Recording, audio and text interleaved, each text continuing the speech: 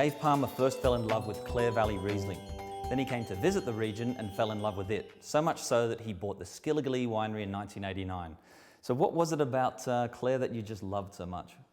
I guess it reminds us a bit of home. You know, the solid stone built buildings, the topography, the hilliness, the wooded hills. Yeah, it's a bit like home, but a very attractive area. And yeah, here we are, 20 years later.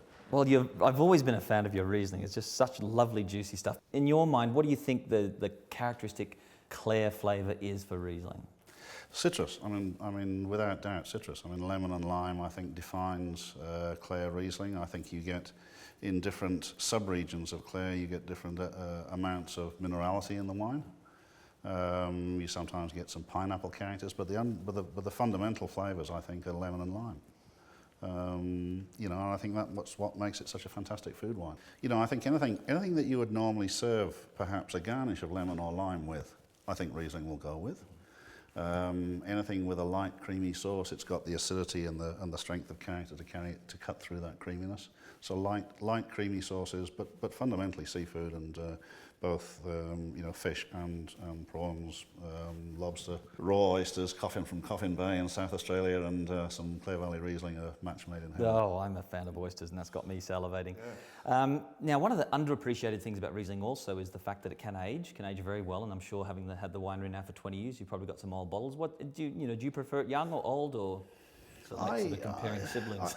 Yeah, I don't think I've got a preference, but I really do like aged Riesling, and there's no doubt that Clare Valley Riesling is one of the best white wines in Australia for aging. That, along with Hunter Semillon, I think. We used to say that under cork, 5 to 7 years was about the ideal age for drinking Riesling.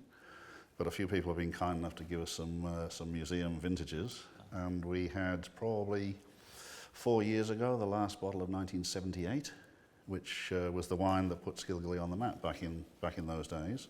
It won the National Wine Show trophy as the best dry white in Australia.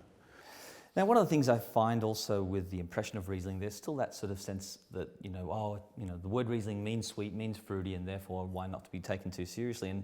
And it's sort of as undervalued a little bit, which I guess for the consumer is fantastic, because the reality is that most top Aussie Rieslings, up and down the scale actually, they're great value. Pretty good value for money, aren't they? Yeah.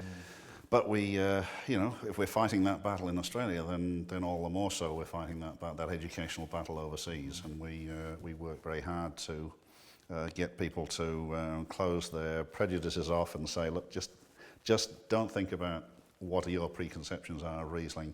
Taste a Riesling from the Clare Valley, and in 99 times out of 100, there's oh wow, this is fantastic. Lightning bolt moment. Never realised it could taste like this. Absolutely. And that's wonderful, because so people's eyes open, and that sense of wonder about the wine, I think is just fantastic. Oh, yeah. Cheers to Clare Riesling. Cheers to Clare Riesling. Yeah. Cheers. Fantastic.